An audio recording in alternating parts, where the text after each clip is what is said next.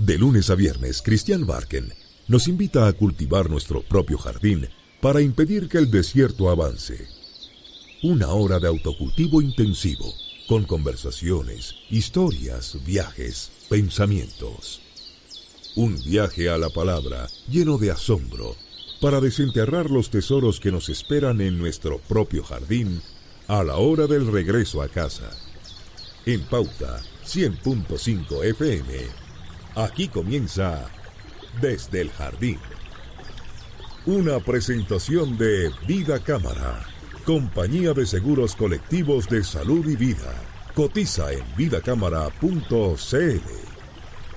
Lo esencial de toda exploración será volver al propio jardín y ver las cosas por primera vez.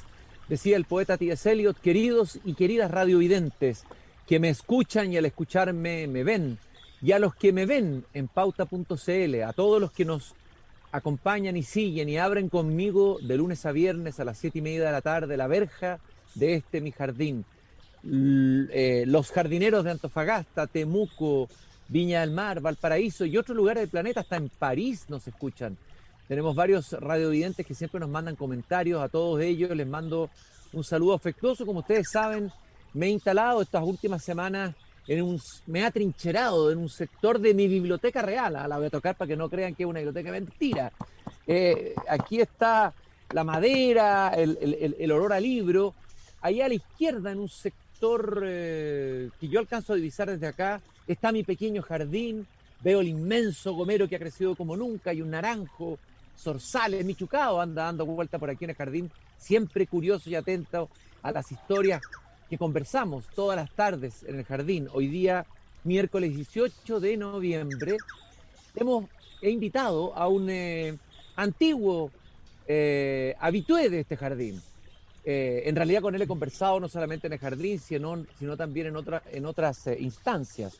Él es difícil definirlo, ¿eh? Él es un sociólogo, pero al mismo tiempo un experto en gamificación. ¿Qué es eso?, preguntarán muchos de ustedes.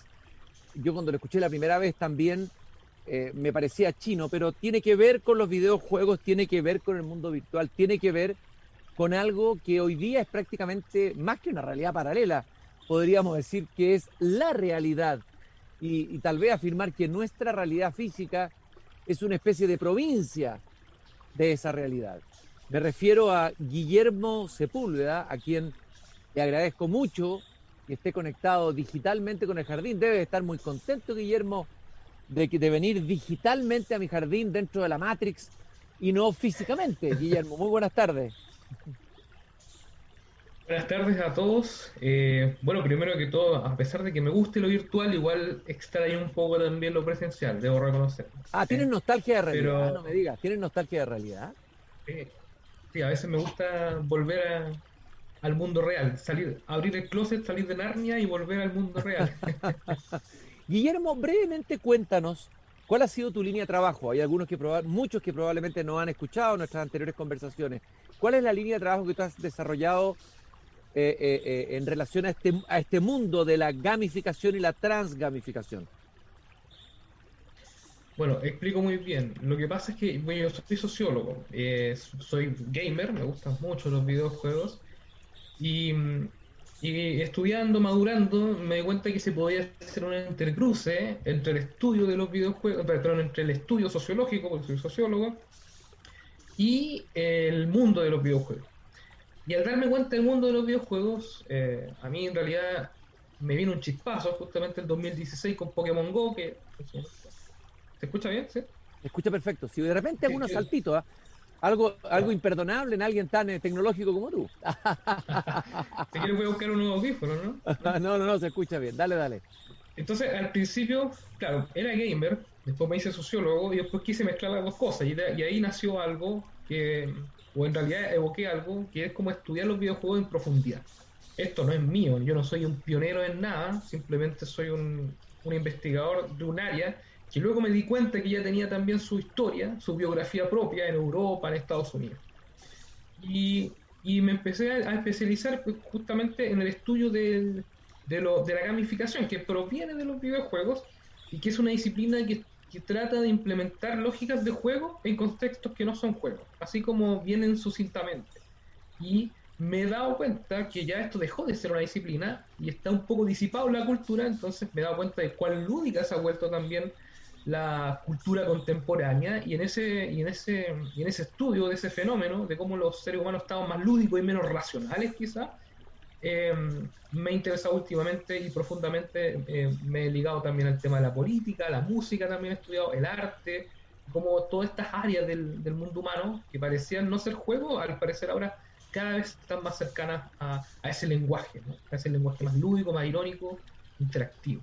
Guillermo, recuerdo que cuando conversamos la vez pasada aquí en el jardín, tú citabas a Joan Huizinga, hablábamos de ese memorable y maravilloso libro que es Homo Ludens, y de alguna manera tú has usado Huizinga, aparece en varios de tus artículos como epígrafes, lo usa como citas, como referencia. ¿Por qué el pensamiento de Huizinga puede servir para iluminar esta temática tan fascinante que tú estudias? Sucede que Huizinga es el primero que sistematiza y profundiza desde un punto de vista un poco romántico y existencialista el juego, el fenómeno del juego. Y él lo concibe como una realidad previa a la civilizacional, llamémosla así. Él dice de que el juego antecede a la cultura. Entonces, esta frase, que parece bien amplia y ambigua a su vez, Huizinga la desarrolla muy bien en ese texto.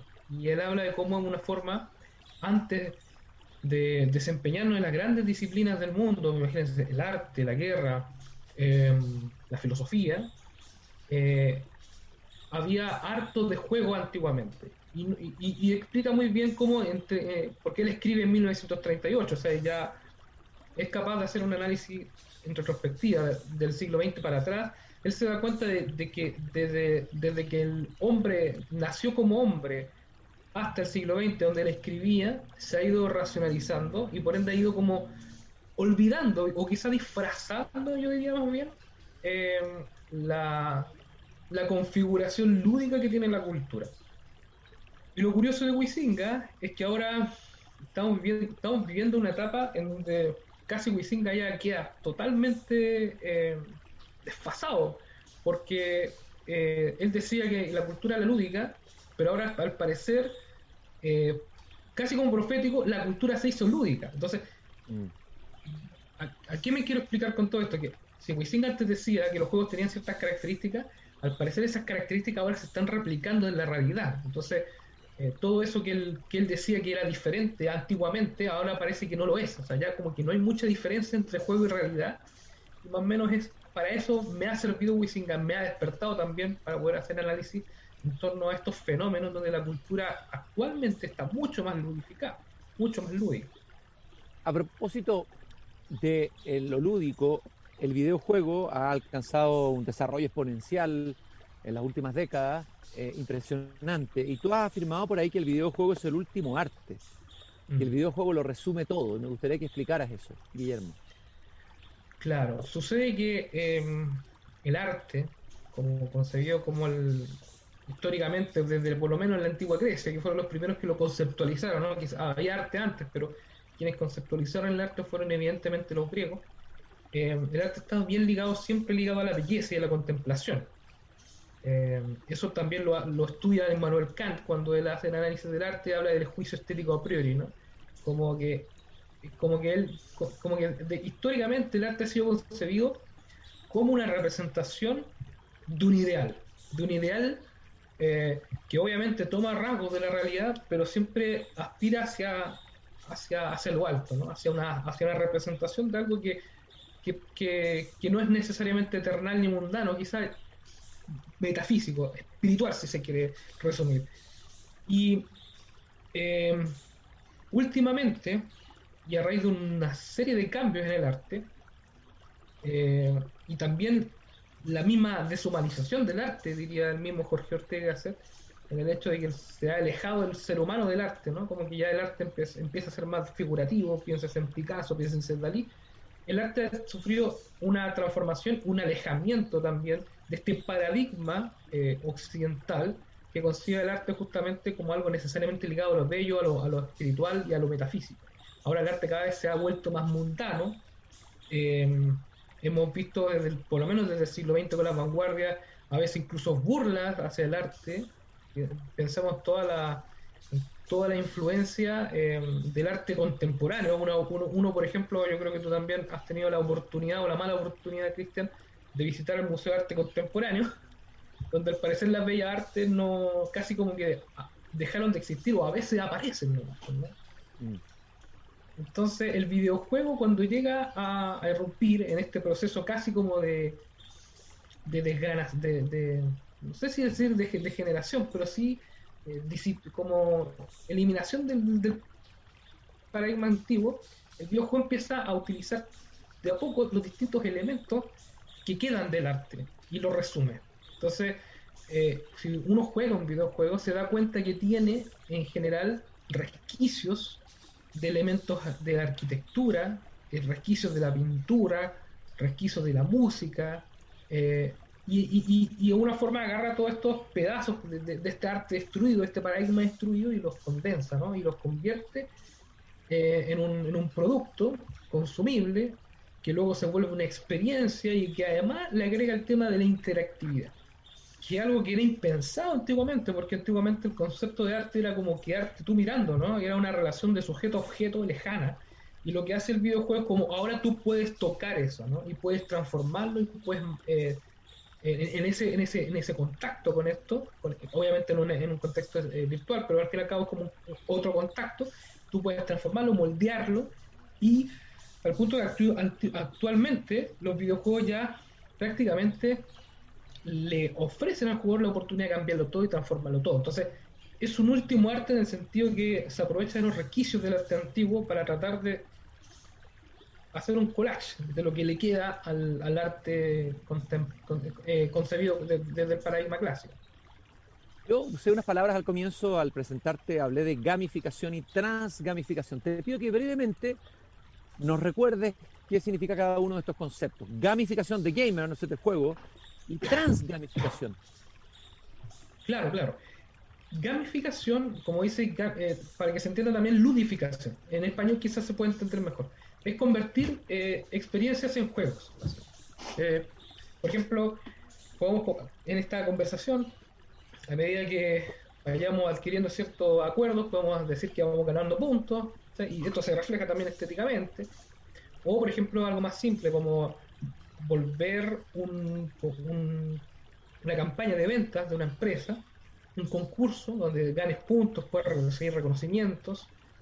Y tú te das cuenta, este lenguaje uno también lo ve cuando uno va a comprar a la farmacia o a comprar al supermercado, acumula puntos, después puede disminuir. El tema del, por ejemplo, los puntos del LAMPAS se dan en cierto sentido en lo comercial, y se da muy bien, ¿no? Como en el mundo del sistema, como se lo puede entender desde un punto de vista husserliano, o sea, como fenomenológico. Claro, el mundo del sistema está muy gamificado, está muy lleno de lenguaje de juego, pero últimamente ha ocurrido de que ya el lenguaje de juego no solamente se utiliza en contextos más comerciales o del sistema o productivos, inclusive educativos, sino que se empieza a utilizar en la relación con el mundo, ¿no? Como que el ser humano se vuelve cada vez más niño, cada vez la madurez se atrasa, cada vez más el ser humano está disfrutando más de su tiempo de ocio, cada vez más hay más creadores que antes. Antiguamente ser creador o autor de algo era muy difícil, ¿no?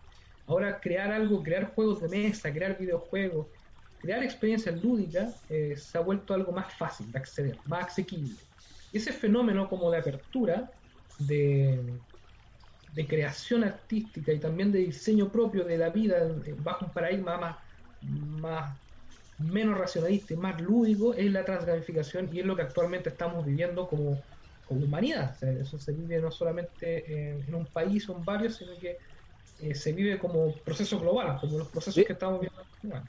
De hecho, tú tienes, no sé si un artículo, una conferencia que se llama Transmigración y Cultura, del videojuego como producto cultural al videojuego como totalidad cultural. ¿Cómo este cambio, a ver, tiene que ver con esto que estás diciendo probablemente, el videojuego como producto, a cuando ya el videojuego es una totalidad cultural? Hablemos de eso. Claro, hay que hablar un poco de la microhistoria del videojuego, porque el videojuego tiene como 40 años, incluso es más joven que muchos de los que estamos acá.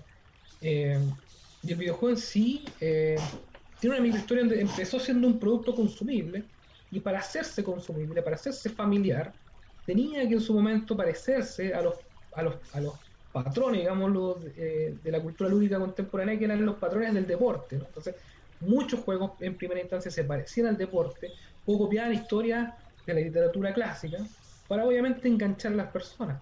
Muchas fábulas, muchos juegos de deporte fueron los primeros videojuegos y empezaron a convertir el videojuego en un producto. Pero a medida que el videojuego fue avanzando, fue siendo más consumido por la humanidad, se convirtió en una industria cultural. Una industria que puede transmitir contenidos tanto como lo hizo el cine en su momento, o sea, todavía lo hace, pero igualándose a él. Entonces ya el videojuego empezó de ser no solamente un producto consumible, que se encontraba inclusive en la juguetería antiguamente, empezó a ser empezó a transformarse y a complejizarse, incluyendo elementos más narrativos, con ideología, si se quiere, en donde el autor expresaba no solamente un producto para jugar, un juguete para disfrutar, sino que también una historia, un fundamento, los mismos fundamentos ideológicos del autor se transmitían a través del juego. Y ahora, ya habiendo eso también, porque eso no ha dejado de existir, ni producto ni industria, el videojuego está más disipado. Se podría decir inclusive que se rompió el círculo mágico que decía Wixing antiguamente. Y ese fenómeno es lo que yo llamo el videojuego como totalidad cultural, donde básicamente se convierte en un hecho social total, diría un sociólogo por ahí. Entonces, ya el fenómeno está tan disipado que inclusive yo creo que se avecina pronto la muerte metafórica de los videojuegos, en el punto de que ya no va a ser, porque los videojuegos al convertirse en producto y convertirse en industria empezaron como a monopolizar lo lúdico, ¿no? Hubo una época incluso oscura para otros juegos, para los deportes, para los juegos de la calle, y todos sabemos lo que muchos niños, yo mismo soy hijo de eso, como que muchos de nuestros, o los niños de ahora ya no juegan en la calle, juegan videojuegos. Pero está ocurriendo ahora que esa misma monopolización de lo lúdico que tenían los videojuegos ahora se está perdiendo. Y que se pierda no significa que muera la industria, que haya un crash, que se dejen de vender videojuegos, sino que se ha diversificado aún más las oportunidades para jugar, o se ha recuperado también las oportunidades que antiguamente se tenían para jugar. Entonces, vivimos una época oscura donde lo lúdico está como anclado a los videojuegos, está como encarcelado. Ahora, al parecer, el videojuego se ha abierto tanto y ya han surgido también más creadores de videojuegos y otros tipos de juegos, que al final lo lúdico termina convirtiéndose en algo más cultural, más global, si quieres, que es simplemente un producto que tú puedes consumir y jugar y ya. Y te quiero decir, Guillermo, que tú no te has dado cuenta, pero estás dentro de mi videojuego. Estamos en el Desde el Jardín y yo estoy ganando, ¿eh? Tienes que ponerte las pilas porque sí, tienes que tener cuidado, va a aparecer el chucado de repente y ahí el chucado es muy peligroso y te puede hacer perder muchos puntos. Estoy con Guillermo Sepúlveda, sociólogo, ha estudiado con pasión, con dedicación y con mucha lucidez el tema de la gamificación, la transmediación, el videojuego como el último arte. También el videojuego o la transgamificación y la política. Tú has escrito o has pensado el tema de las bases politológicas de la transgamificación y eso me interesa mucho, puesto que hoy día estamos en una reflexión en el mundo muy potente, no solamente en Chile, de las crisis de la democracia, la crisis de la política, la crisis de la representación. Veamos qué luces nos puede dar la transgamificación sobre la política hoy. Mira, primero que todo, y algo que no dije al principio porque quería darme a conocer, es que yo estoy estudiando este tema de la transgamificación. Yo estoy empezando a construir, quizás han habido otros que lo han creado, pero a hablar de ludosociología, o sea, tratar de analizar los fenómenos sociológicos o los fenómenos en general que vive la sociedad desde un punto de vista lúdico. Eso yo lo estoy empezando a pensar. Entonces, desde ahí me instalo y desde ahí puedo decir, por ejemplo, que tú hablas de una crisis de la política. En realidad es una crisis de la política del paradigma liberal, ¿no? Es una crisis de la democracia representativa, fundamentalmente. Cuando hablamos de una crisis política, siempre hay que obviamente contextualizarse, y estamos viviendo actualmente una verdadera crisis de la democracia representativa, liberal, que desde la Revolución Francesa en adelante empieza a ser paradigma, pero ahora está perdiendo importancia. Entonces, ahora inclusive se habla de democracia participativa, que en realidad no es más que otra cara, desde mi punto de vista, de una democracia asambleísta, que obviamente puede derivar incluso lo autoritario. Pero más allá de los juicios que uno puede tener de este proceso, estamos claros que estamos viendo una crisis de la democracia. Esa es la crisis de la política actualmente. Y además, eso significa que se rompen muchos paradigmas, y cuando se rompen muchos paradigmas, se rompen también las máscaras, Cristian. Por ejemplo, piensa tú lo que pasa en Plaza Italia, estas presiones, esta violencia como desalmada que a veces ocurre en Plaza Baquedano, o las mismas presiones políticas que se dan con con las acusaciones constitucionales, etcétera. Pero, ¿qué está sucediendo ahí con todos estos fenómenos que parecen violentos, que parecen renovadores? Algunos dirán esto es revolucionario o es rejuvenecedor, no sé, o revitalizador. Lo que está sucediendo es que estamos volviendo a las bases más primitivas de la política, que es, si se quiere, aunque suene feo, la guerra. Eso tú, Claro, famoso... claro, y de hecho estaba pensando, efectivamente, la democracia fue creada justamente para suplantar la guerra, es decir, para no resolver mediante la guerra los conflictos obvios y que existen en todas las sociedades, digamos. ¿Ah? Exactamente. Es muy interesante eso, ¿eh? Sí. Y al romperse esto, se vuelve la guerra. ¿Y la guerra qué significa? Porque muchos dicen que no estamos en guerra, y suena feo de se habla de guerra en momentos donde son procesos de cambio, ¿no? Que uno puede decir que esto es bueno o malo, pero son procesos de cambio que muchos están esperanzados que surjan y que salgan cosas. Yo creo que todos estamos esperanzados que salga algo bueno, pero en general uno vuelve al conflicto primitivo entre dos partes, que es básicamente el resumen de lo que es una guerra. Y el mismo Carl Schmitt, que es uno de los cientistas políticos del siglo XX, quizá uno de los más importantes, él habla que el concepto de lo político se basa justamente en la diferencia entre los amigos y enemigos, él dice.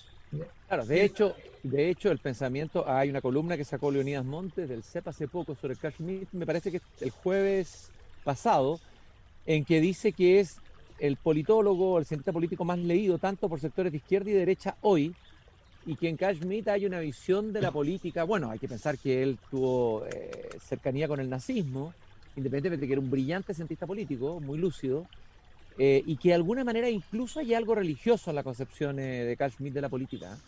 Sí. Algo religioso, hay una pulsión religiosa, ritual, no sé cómo llamarla.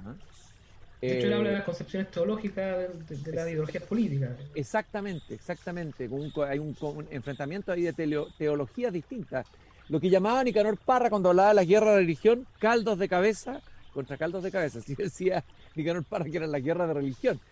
Ahora, yo conversé contigo hace unos meses atrás y tú me comentaste un texto que apareció por ahí en las redes sociales de un señor que se llama Carlos Araya, que analizaba la figura de Pamela Giles como la Robespierre de este proceso revolucionario en curso. Y cuando tú me lo comentaste, eso parecía un delirio, o un gustito que se estaba dando a alguien a propósito de esta figura disruptiva pero hoy día las encuestas muestran que Pamela Giles cuenta con la mayor aprobación o simpatía de una parte importante de los que son encuestados, es decir, va en alza, tienen asco a su propio sector, claro, porque le quita liderazgo a los que antes ocupaban ese espacio. Entonces, empieza uno a preguntarse quién es Pamela Giles, qué significa ella hoy día en la política chilena, y valdría la pena tal vez leer un pedacito, y tú lo vamos a comentar, ¿Sí? de este texto que envía Carlos Araya, y que tal vez lo vamos a mirar después a la luz de lo que tú has trabajado. Primero él afirma que es uno de los actores políticos más relevantes del actual proceso que él llama revolucionario, que despreciarla como loca o ridícula impide observar el enorme poder que ha ido acumulando. Él habla de que el retiro del 10% de los fondos de pensiones es obra suya y no parará hasta destruir el sistema privado de capitalización individual. Que lidera un movimiento de centennials, esto es interesante, menores de 25 años, convoca a todos los grupos marginados, ninis, trabajadores sexuales, gente de antros, ocupas. Tiene cientos de miles de seguidores en las redes sociales juveniles como TikTok e Instagram. Y su estilo conecta con la estética otaku, gamer y queer. Me quiero detener ahí. Primero que me expliques cuál es la estética otaku, bueno, la estética gamer y la estética queer, y por qué Pamela Giles está dentro de esa estética. Bueno, la estética otaku proviene de Japón, pues, evidentemente, y es la estética que surge a raíz del consumo de los videojuegos, perdón, de anime, del anime, que básicamente es animación japonesa, ¿ya? Todo lo que, y como aquellos que estamos más interesados con eso, cada vez va surgiendo series, y hay series que son históricas, y en ese sentido Pamela Giles se ha apropiado muy probablemente de eso para hacerse un personaje. Pero pensemos también un poco en el pasado de Pamela Giles. Pamela Giles es un personaje interesante, pues, un rostro de la propia sociedad del espectáculo capitalista, ¿no? De la farándula. Y lo que está haciendo ahora no es más que aprovecharse de la estética de la moda, ¿no? De la estética contemporánea, ¿no? Si antiguamente la estética era no estaba tan ligada con el mundo nerd, el mundo ñoño, el mundo friki, el mundo como de sí, en general ese mundo de la cultura pop más otaku gamer. Ahora sí lo está haciendo porque está obviamente apropiándose de la tendencia. Y créanme que si ella sigue así y esperemos unos 10 años más, probablemente se aproveche de la última tendencia que venga después. Entonces, pensando en el futuro, ella es una personaje bien moldeable. En su momento yo he visto algo también entrevistas de ella, donde ella se autodeclara intelectual orgánica y no tiene miedo en decirlo, es súper transparente. ¿Y qué es una intelectual orgánica? Básicamente una intelectual, según Antonio Gramsci, el famoso filósofo marxista italiano del siglo XX, que decía que básicamente era un intelectual que estaba pensando en la revolución para trabajar quizás en la vanguardia revolucionaria al estilo más Lenin, pero también alguien que está en contacto con el sentir de las masas, ¿no? Del pueblo, del proletariado, si se quiere, o de los marginados. Entonces ella aprovecha un poco toda esta estética, ella encuentra algo ahí en ese mundo del espectáculo, tanto en el mundo como de la farándula en los 90-2000, como ahora en el mundo gamer, y se da cuenta de que ahí hay un sentir, hay gente que está buscando un liderazgo, ¿no? Alguien que los represente, y ella mezcla obviamente todo su discurso marxista que tiene muy desarrollado desde que ella empieza a hacer y hablar de política, y lo empieza a mezclar con estos mundos del espectáculo. Lo curioso también no es tanto que ella haga esto, que es lo más gráfico, sino que ella es hija también de un pensamiento posituacionista. Me quiero detener un poco porque suena un poco Vamos, de eso complejo. me parece tremendamente interesante eso que estás diciendo, Guillermo. Vamos a comentarlo a la vuelta de la pausa que vamos a tener ahora, pero lo que queda claro, y lo dice Carlos Araya, es que si ella es capaz de movilizar una parte, no sé, los 2/3 de todo ese mundo aparentemente marginal, pero un mundo no menor, de los ninis, de los trans, de los ocupas, puede llegar a movilizar 1 millón de votantes que podrían dar vuelta el mapa electoral. Por lo tanto, es una figura que hay que tener en cuenta, que hay que estudiar, que hay que analizar y no despreciar ni ningunear, como han hecho algunos cientistas políticos, simplemente clasificándola como un objeto de la farándula. Habría que preguntarse si ella es marxista en el sentido más clásico, o usa algunos elementos así tomados muy a la rápida de Gramsci y los aplica, o es una líder que reúne las características o los rasgos populistas en su discurso. Eso habría que analizarlo también. En fin, pero es algo que vamos a tener que tomar en cuenta en los próximos meses, y en ese sentido la conversación que estamos teniendo con Guillermo Sepúlveda, sociólogo, investigador del mundo de los juegos, de los videojuegos, la gamificación y transgamificación, nos va a poder dar probablemente más luces. Increíble que desde el mundo tuyo empiece a iluminarse el mundo de la política, digamos. Empiezan a haber unos Sí. cruces y unos trasvasijes ahí tremendamente interesantes que nos hacen pensar. Dame unos segundos, estimado Guillermo, para ir a esta pausa, decir que quien permite que las conversaciones peripatéticas, aunque sea en versión digital, que tenemos en Mi Jardín, estos paseos que hacemos con nuestros invitados a través de mi biblioteca y Mi Jardín, son posibles de emitir gracias al auspicio de Vida Cámara, compañía de seguros colectivos de salud y vida de la Cámara Chilena de la Construcción, digitales, simples y sostenibles. Conoce todos los seguros disponibles en vidacámara.cl. Vamos a seguir jugando, quise decir conversando, con Guillermo Sepúlveda aquí en Desde el Jardín.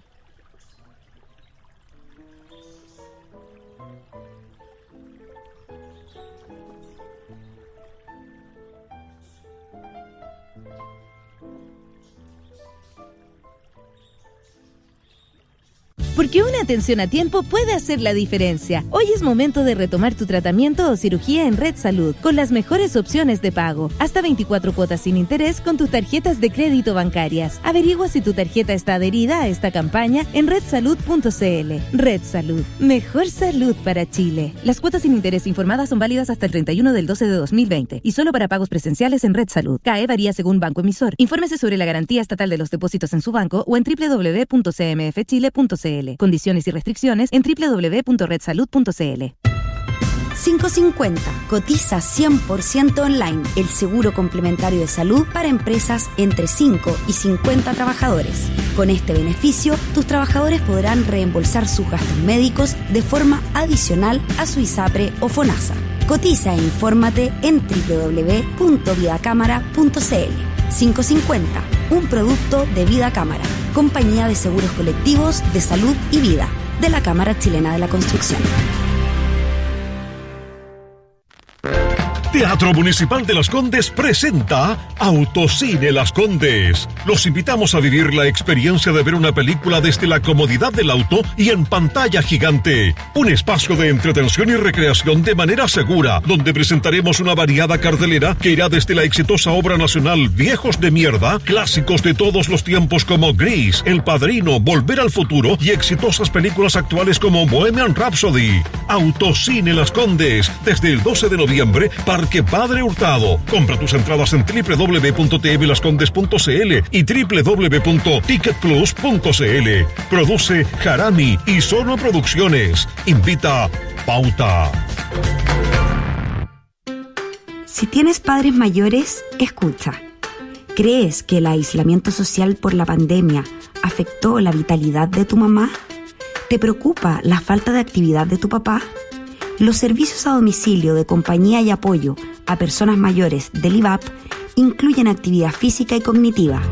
Visita www.livap.cl. LIVAP, independencia de tus padres, tranquilidad para ti.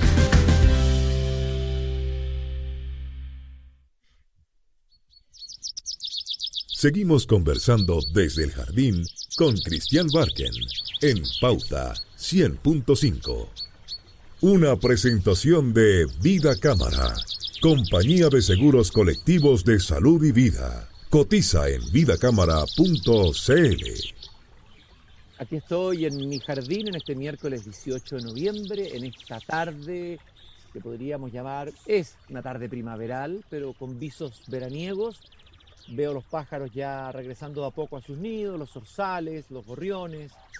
Por ahí hay un chincol que dice, ¿has visto a mi tío Agustín? Y también el chucado que se pasea como Pedro por su jardín.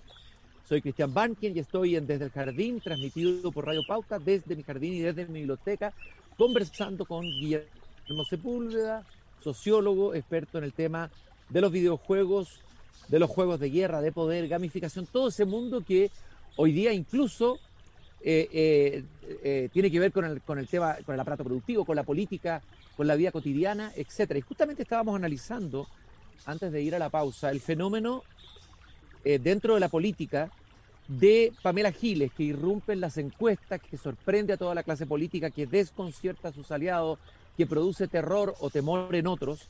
Y decíamos que ella es alguien, decía Guillermo, una especie de intelectual orgánica, a la manera gramsciana, pero que sin embargo ha sabido, porque tiene una plasticidad muy grande, apoderarse o tomar o infiltrar ciertos fenómenos del mundo contemporáneo, como la estética de los juegos, como la estética otaku, gamer, etc. La abuela, al parecer, ha estudiado bien a Gramsci, Marx y Beauvoir. Eso habría que hacerle un interrogatorio alguna vez. Si la entrevisto, le voy a preguntar sobre el marxismo, vamos a hacer una prueba ahí, una PSU, porque hay muchos que dicen que saben mucho marxismo, pero le haces 2 o 3 preguntas y ya te das cuenta que tienen nociones vagas y generales nomás. Pero vale la pena darse cuenta de eso. Pero lo que es interesante es que durante casi 2 décadas de farándula fue su plataforma para llegar a lo que ella llama sus nietos, ¿no? Y afirma Carlos Araya, si llegara al gobierno, Pamela Giles gobernará con mano de hierro. Y aparte de expropiar, buscará controlar los medios de comunicación y las Fuerzas Armadas, comillas, liberando a estas instituciones del control de los dueños del capital. Ha dicho que esto último es un requisito central para iniciar una revolución triunfante. Parece que lo dice explícitamente en algunas entrevistas. Como dice Guillermo, no lo esconde, no lo invisibiliza. Y para ella, esta revuelta que tuvimos en octubre es apenas una revuelta pequeño burguesa, socialdemócrata. Ella la llama nuestra revolución de febrero.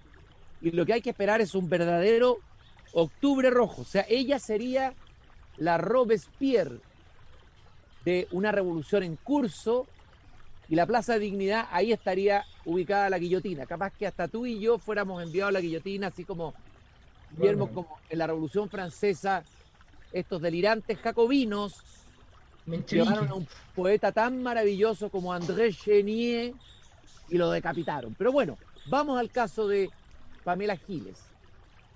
Sigámosle dando una vuelta desde tu mirada. ¿Cómo la analizas tú, Guillermo? Yo quiero ir más allá de Pamela Giles, porque yo creo que se ha hablado mucho de, pero bueno, vamos a tomarla como ejemplo, obviamente, como punto de referencia, ¿ya? Lo que ha pasado lo que pasa con ella y de dónde se toma ella, porque hay que ser los fundamentos de ella. Ella se toma de la revisión del año 60, de la revisión del año 60, que hace el mismo Guy Debord cuando se funda la Internacional Situacionista. No sé si no me manejo muy bien. Guy Debord, coloca el libro de nuevo para el que quiera comprarlo y consultarlo. Muéstralo ahí un poquito más. Panegírico. ¿Qué editorial es esa? Editorial Acuarela y A Machado. Acuarela, ya, perfecto. Bueno, debo decir, no obstante, que este libro es más íntimo de Guy Debord, porque es un libro biográfico. Pero el libro fundamental para entender lo que piensa Guy Debord es evidentemente La Sociedad del Espectáculo. Es su texto sobre prima, ¿no? Su texto más potente. Pero ella en general se instala también, y aquí tengo otro librito que puedo presentar, dentro de una revisión que hace una revisión que hace el mismo situacionismo como ideología política. Ese libro, muéstralo bien, Invitación al Tiempo Explosivo. De Julián Lacalle y Julián Monteverde. Exactamente. Este otro texto que no habla tanto de Guy Debord, sino que hablan como es un manual de juegos, que si uno quizá va a Plaza Baicano se va a encontrar con varios de estos juegos. A todo esto. Comentario más. El situacionismo se plantea como una revisión del marxismo gramsciano, si uno quiere plantearlo. Todos sabemos que el Marx escribía en el siglo XIX, pero han habido muchas personas que se autoproclaman descendientes de, ¿no? Y hacen revisiones y lo critican. Y actualmente el marxismo como ideología ya dejó de lado el punto de vista, o en realidad amplió, no solamente, no se dejó llevar tanto por el economicismo y ha incluido factores culturales, ideológicos. Entonces, en esta revisión aparece Gramsci, que dice que hay que hacer una revolución cultural antes que económica.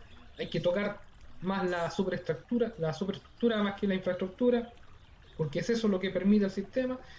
Y Guy Debord, para centrarme en él, Guy Debord lo que hace es decir que el capitalismo ha crecido tanto que se ha convertido en una máquina de crear espectáculos, ¿no?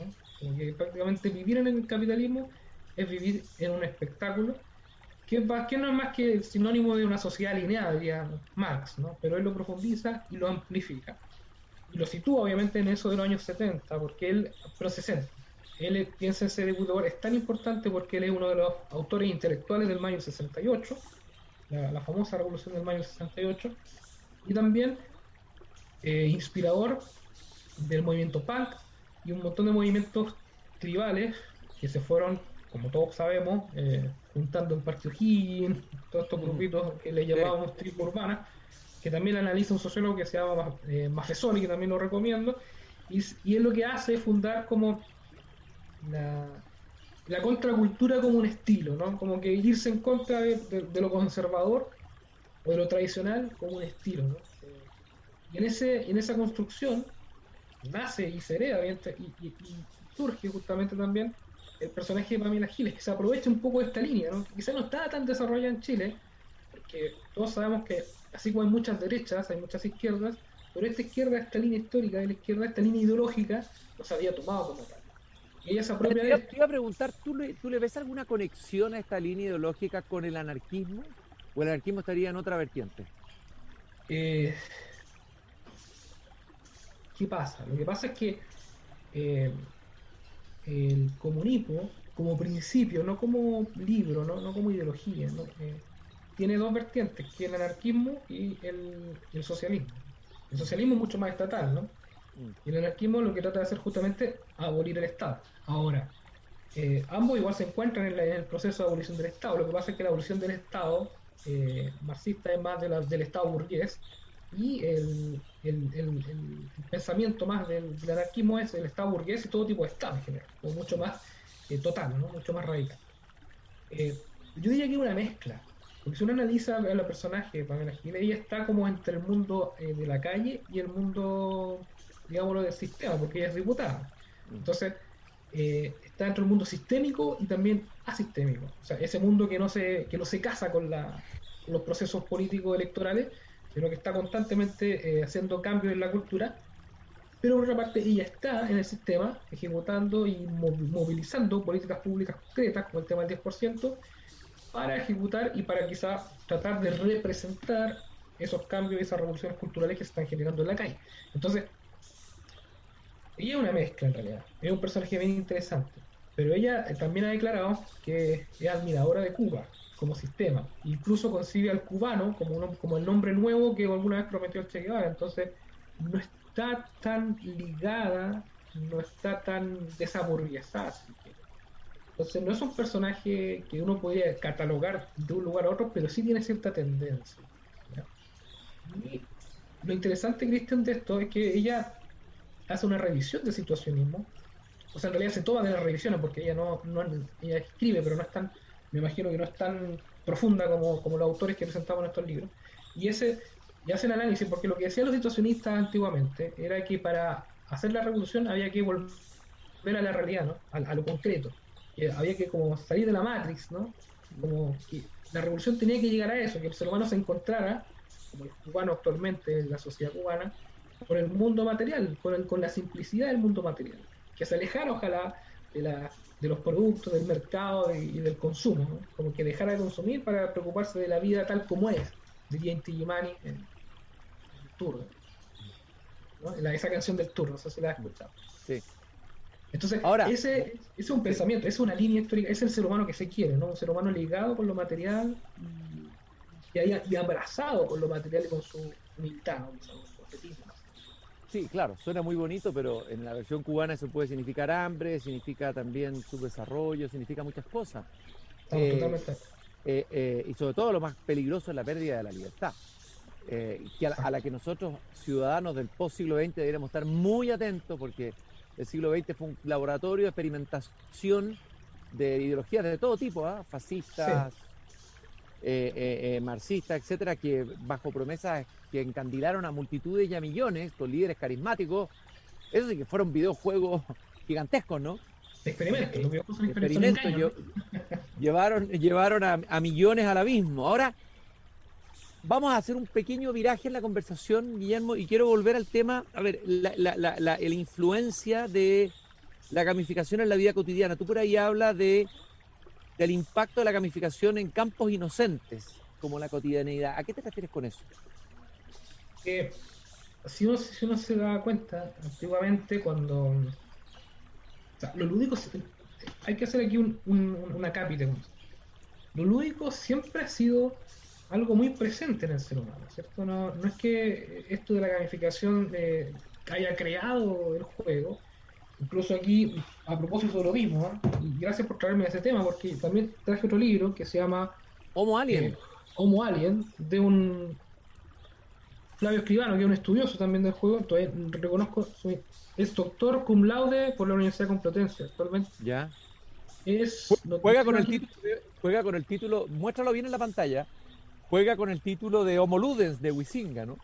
Exacto, videojuego y gamificación para el próximo hacking cognitivo. A ver, ¿qué es eso?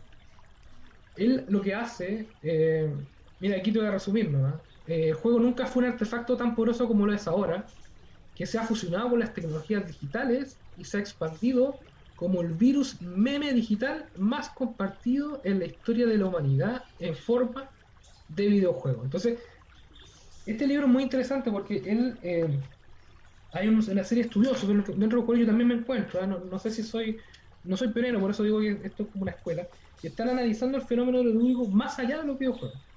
¿Entiendes? Como ya, los videojuegos pasaron, nos encantaron, yo todavía juego videojuegos, de hecho tengo una consola aquí, la Nintendo Switch. Están ahí los videojuegos, pero ¿hay algo más? O sea, a ver, el fútbol cambia el mundo, cuando se creó el básquetbol cambió el mundo, y lo que uno se da cuenta es que los juegos siempre han estado ahí, y se crean bajo determinadas circunstancias, y lo que dice Flavio Escribano, y lo cual adhiero mucho, es que la gamificación siempre ha existido. ¿Ya? Por ejemplo, cuando uno le trata de dar la papa a un niño, le da de comida molida, uno juega con el avioncito, ¿no? Como mira, viene el avioncito que va a llegar acá y no abre la boca. Sí. ¿Es acaso eso una forma de gamificar la rutina del almuerzo o de la once? No es más que eso. Y es súper sencillo, es como aplicar lo lúdico o ludificar algo que no lo es para volverlo quizá más interesante o buscar un canal más directo, ¿no? Para que llegue más directo al corazón de esa persona o a su alma, ¿no? Entonces, ¿por qué te planteo esto? Porque actualmente hay tantas cosas que se han ludificado que merecen estudio, merecen análisis. Ya no basta quedarse con mirar lo que hacen los videojuegos de los niños, lo cual es muy interesante, y también lo estoy tratando también lo estudio, también lo veo, sino que el ser humano qué hace con esta cultura que ya está ludificada, o sea, ¿qué está haciendo? Imagínate lo que está pasando con Pamela Giles, o sea, eso rompe con todos los paradigmas de la formalidad política. Entonces, ¿qué pasa con la informalidad? Eso es como lo que está sucediendo, así como bien ambiguamente, bien abiertamente. ¿Qué está sucediendo con eso? Claro, porque podría ser que esta informalidad nos lleve también a un caos, a una pérdida de forma, una pérdida de límite, a una especie de anarquía que muchos puede sonar muy bonito, pero no sabemos a dónde nos lleva. ¿Cuáles son los peligros de la gamificación o la transgamificación de la realidad? ¿Qué peligros ves tú en el horizonte? El peligro justamente es que nos volvamos adictos a deformalizar las cosas, ¿no? A deconstruirlas, así como ahora está muy de moda, ¿no? Deconstrúyete, ¿no? Como para que la gente entienda como resignifícate, o sea, como y alguno quizás puede tomar algunos tips, ¿no? Algunos consejos de eso, pero la versión más radical es como dejar de ser uno mismo, ¿no? O dejar de creer en el verdadero significado de las cosas, que yo creo que eso usa la palabra deconstrucción, tiene mucho que ver con la deconstrucción filosófica. Estamos pensando en Derrida, Deleuze. Ellos deconstruyeron el logos occidental, digamos. La filosofía la deconstruyeron, la desmantelaron. ¿Eh? Exacto. Y con ello mataron al hombre también, que podría claro, que una reacción de Nietzsche. Claro, en el fondo un hombre llevado al extremo, al límite, pero no lo reemplazaron porque uno podría decir ahora va a surgir el superhombre. Uno podría incluso en este mundo del juego viene el superhombre, ¿no es cierto? El superhombre creador. El problema es que nos quedemos con los últimos hombres, que decía Nietzsche, y no avancemos al estado siguiente. El último hombre es el que vive en la comodidad, no quiere tener angustia, no quiere hacerse preguntas metafísicas y quiere que lo entretengan. Entonces, el problema es ese. ¿Ah? El problema es ese, y ese es el problema también que está sufriendo la política y que estamos sufriendo nosotros también en las propias casas, ¿no? Como que pareciera que hay una corriente que todos nos dejamos llevar por eso, y la mínima disidencia, el mínimo cuestionamiento, la mínima capacidad de ponerse serio, ¿no? O densos, como dicen algunos, pareciera ser que es conflictivo, ¿no? Como que déjame en paz, como que hay una suerte de cansancio, un hastío, diría el mismo Byung-Chul Han, ¿no? Como una especie de sociedad del hastío. No solamente social cansancio, claro. Social cansancio. Entonces, y Nietzsche de hecho lo plantea en el ensayo Cómo se filosofa a martillazos, cuando él critica inclusive a los sacerdotes, cuando ellos dicen, y aquí me pongo, más que porque yo soy cristiano, más que anticristiano, extra cristiano. Él dice, los sacerdotes dicen que son los vicios los que degeneran al hombre o al ser humano, pero yo digo que hay algo antes, hay un cansancio que hace que nosotros como seres humanos busquemos esos vicios. Entonces, y esa es justamente la vuelta de esta como psicología inversa que hay que hacer, porque ¿qué está pasando con nosotros mismos? De que estamos buscando quizás cosas demasiado exageradas, cosas demasiado extraportadas. Y evidentemente es por una falta de sentido que estamos sufriendo actualmente y que lamentablemente lo estamos tratando de llenar con lo lúdico, siendo que lo lúdico es como lo más primitivo, pero no es todo, ¿no? No es como estar entretenido, no es necesariamente ser feliz. Estar entretenido es simplemente distraerte o distenderte, y está bien, pero hay algo más allá de eso. El tema no es tanto, Cristian, que estemos buscando la entretención, sino que no estamos buscando la creación. No estamos buscando la transformación real y no estamos creando realmente algo nuevo. Yo creo que a eso le falta un poco de superhombre a la humanidad actualmente, pero no tanto el egoísmo, sino que tomando el valor más positivo de eso. Estoy conversando con Guillermo Sepúlveda, aquí en Desde el Jardín, sociólogo, estudioso de los procesos de gamificación y transgamificación, lo lúdico en el mundo de hoy, en esta posmodernidad completamente ya deconstruida. En algún momento nosotros mismos, en cualquier instante nos podemos deconstruir, así que no tengan susto, queridos radiovidentes, si yo me descompongo en distintas partes, y Guillermo también. Hay un texto tuyo, o un estudio, no sé si una nota tuya que dice Game Studies, o Estudios Games, que es repensar y resignificar el círculo mágico wisingiano. Volvemos a Wisinga. ¿Qué significa esto de repensar y resignificar el círculo mágico? Habría que explicar qué es el círculo mágico primero. Claro, el círculo mágico de Wisinga es básicamente lo que resume el espacio de juego. Entonces, cuando por ejemplo tú juegas a la pelota, o juegas imaginemos un deporte como el tenis. Tú estás jugando tenis y lo que pase dentro del juego ocurre y repercute dentro del juego. O sea, si tú, por ejemplo, si yo en un partido contra Cristian, yo le gano en un partido de tenis, yo sé que Cristian no es muy deportista, yo tampoco, así, pero imaginemos, pongámonos en el caso de que jugamos y yo le gano a él. Imaginen eso, que yo le gane a él, claro, a él quizás le va a afectar porque se hace sentir un perdedor, pero probablemente eso no signifique que Cristian se divorcie o que yo me case con otra mujer. O sea, en definitiva lo que ocurre en el juego no repercute necesariamente en la vida real. Ese es el círculo mágico, ¿no? Eso es lo que decía Wisinga. Sí. Entonces, hay que ir más allá de Wisinga. Yo lo quiero mucho, pero hay que ir más allá de Wisinga porque actualmente lo que pasa en el juego sí afecta a la realidad, ¿ya? Y no solamente el juego en sí como sistema, como producto. O sea, cuando yo hablo de lo lúdico no hablo solamente del deporte o de un juego en particular. Puedo hablar de la política desde el juego, puedo hablar de la música desde el juego, puedo hablar de la economía también desde el juego, de la geopolítica también. Entonces, hay muchos más juegos que el hombre juega que parecen ser más serios, pero que no dejan de ser juegos.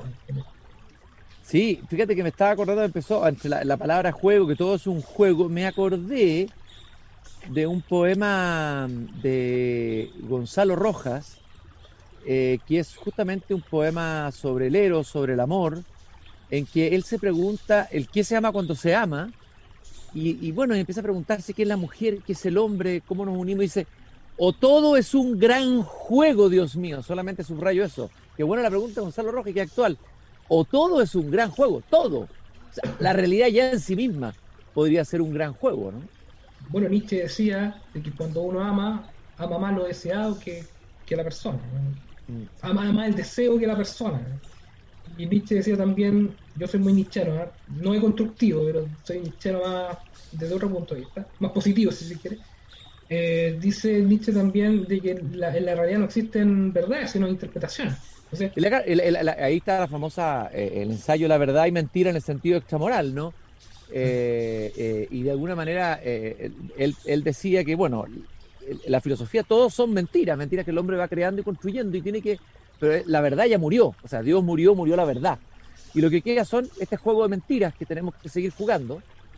Es bien extraordinaria esa conferencia. Hay una cita, Guillermo, que tú colocas en un artículo tuyo de Wisinga que me gustó mucho, que me gustaría que me la explicara, me pareció muy, muy interesante. Dice, en la gran mesa de juego que es la vida, el incómodo no es el tramposo, que se limita a jugar desde una determinada manera, sino el que rompe la baraja.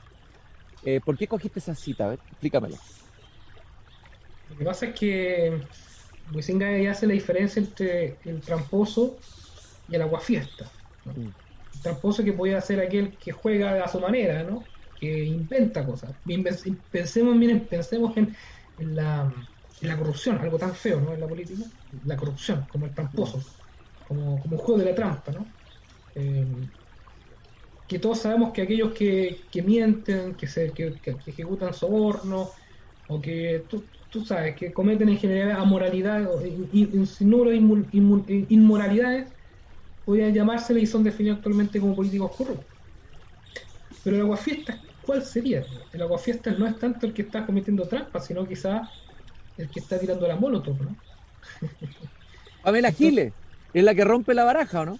Exacto, porque ella no está haciendo trampa, ella simplemente está rompiendo la baraja, está quemando las corbatas, ¿no? Está quemando las corbatas del Senado o del Congreso y está diciendo aquí puedo andar con capa, ¿no? O puedo andar con pluma. Entonces cambia el juego y ese es el enemigo principal de aquellos que diseñaron un juego A, entonces un juego X, digamos.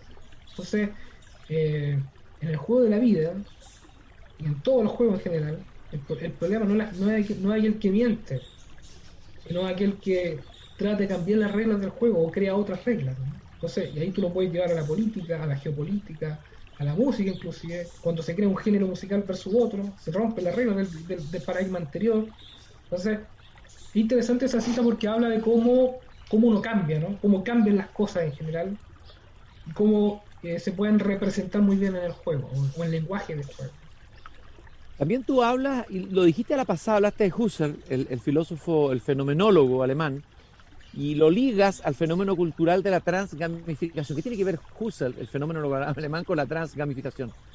Lo que hace la fenomenología como escuela filosófica en general en Europa, justamente como tú bien sabes, una crítica al positivismo, ¿no? Una fuerte crítica al positivismo, de conseguir que todo está necesariamente ligado a la razón cartesiana, si se quiere, y decir que el mundo en general también tiene algo de emocionalidad quizás, ¿no? Algo de romanticismo, algo que es el mundo de la vida, ¿no? El mundo de la cotidianidad. Y Husserl abre el paso, abre el camino a empezar a analizar la relación del sujeto con el mundo, no desde el punto de vista racional, no como que todos quisiéramos que todo fuera racional, sino que a veces requerimos y nos exigimos a nosotros también mismos tener un mundo de la vida, ¿no? Un mundo que está desligado del trabajo, un mundo que está desligado quizás de las matemáticas y de la física, un mundo que está más ligado quizás al sentimiento, a la familia o a las relaciones sociales o a los círculos sociales, diría el mismo George Simmel, que también es un sociólogo que también analiza lo cotidiano, ¿no? Es básicamente eso, o sea, Husserl lo que hace es dar cuenta de que actualmente al parecer no está importando más la cotidianidad que el mundo del trabajo, y ahí empieza quizás a hablar también, a desligarse un poco también el hombre, o a él mismo a denotar que hay una especie como de alejamiento de los grandes sistemas para el ser humano mismo empezar a ver su propia vida, preocuparse de su propia vida. Ahí uno puede hablar después del existencialismo, ¿no? Como quizás una filosofía que quizás sistematiza aún más esto. Ahí encontramos a Jean-Paul Sartre, el ser y la nada, ¿no? Y también a Heidegger en su primera etapa, o quizás también en su segunda, y así. Entonces el mundo de la vida empieza como a preocupar mucho más, el mundo de lo cotidiano, etc.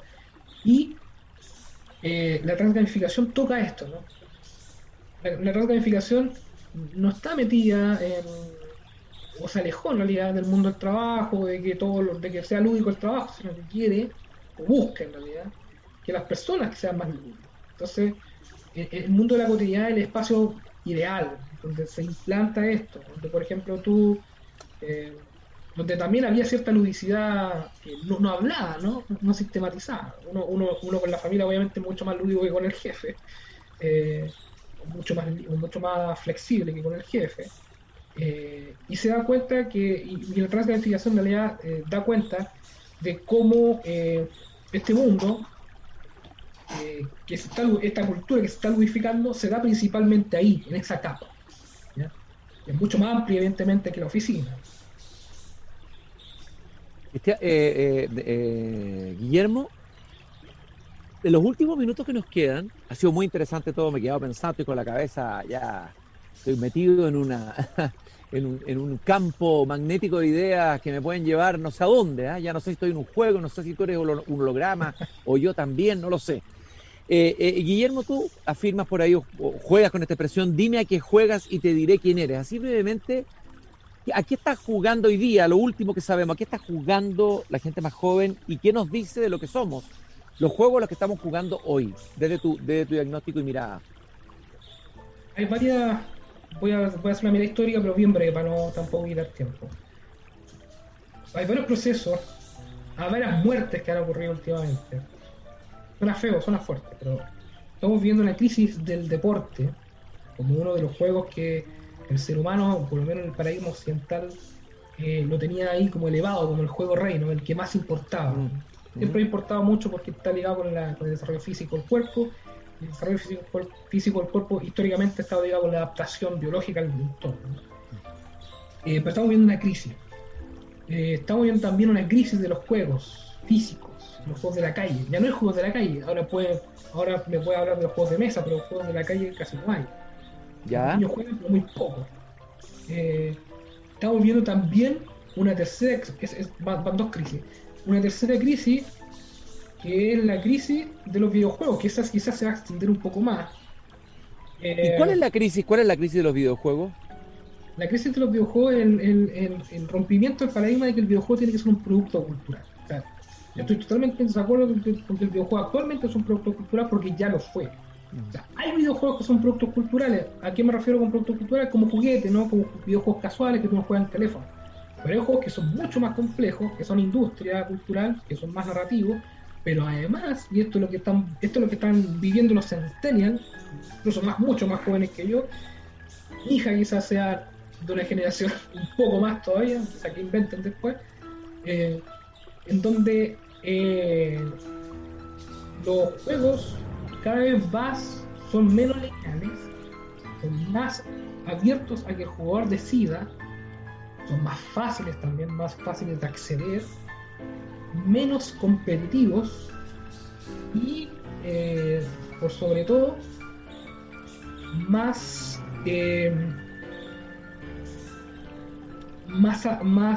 influyentes en la realidad, ¿no? Como que hay todas estas características que te menciono son más o menos las características de los videojuegos que estamos viviendo actualmente, ¿no? Que son videojuegos post-deconstruccionistas, para no caer en eso, pero son videojuegos contemporáneos que no necesariamente tienen esa linealidad que antes tenían. Yo me imagino que tú alguna vez jugaste algún videojuego, quizás jugaste Pong, o jugaste algo que era bien lineal, ¿no? Que se entendía claro. Sí.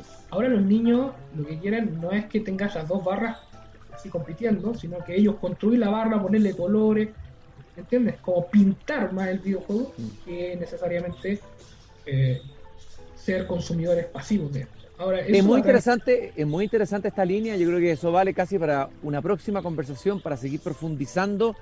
Guillermo, yo te quiero agradecer tu visita a mi jardín, haberte salido del punto de la Matrix en donde estaba y haber entrado aquí en este lugar real, donde hay pájaros, zorzales, niños jugando todavía en una plaza que está muy cerca de aquí. Pero ha sido muy agradable para mí jugar contigo y seguir jugando el juego de las ideas, el juego... y sigue con tus reflexiones que son siempre muy estimulantes para pensar el mundo que estamos viviendo o el gran juego que estamos siendo. Gracias por haberme acompañado esta tarde en el jardín, Guillermo. No, muchas gracias a ti por el espacio. Como siempre, un agrado conversar contigo. En algún momento te invito, jugamos en línea. Yo me va a tener que enseñar todo eso y a lo mejor alguna página o algo, si la gente quiere contactarte, saber más de ti, de tu trabajo, lo que haces. ¿Quieres dar alguna señal? Sí. Mira, hay una página que la voy a... Después te la puedo pasar, pero es Guillermo. Si quieres, me buscan en Google, más fácil. Guillermo Sepúlveda Castro, más academia.edu, y ahí tengo 3 o 4 artículos que más o menos hablan de lo que estamos hablando. Excelente, Guillermo. Muchas gracias. Un gran abrazo, un abrazo físico, real. Te estoy mandando. Y agradecer también a nuestro auspiciador que ha permitido que desde mi jardín podamos transmitir esta emisión desde el jardín, que va de lunes a viernes de 7:30 a 8:30 de la tarde. Vida Cámara, compañía de seguros colectivos de salud y vida de la Cámara Chilena de la Construcción. Digitales simples y sostenibles. Conoce todos los seguros disponibles. vidacámara.cl. Nos encontramos mañana jueves, como decía Vallejo, este jueves queproso. Nos encontramos mañana sin falta aquí en el jardín. Muy buenas tardes a todos. Es hora de entrar y cerrar la puerta por hoy. Mañana, Christian Barken nos invita a volver a salir al aire libre para cultivar las ideas y las palabras desde el jardín. En Pauta 100.5. Una presentación de Vida Cámara, compañía de seguros colectivos de salud y vida. Cotiza en vidacámara.cl.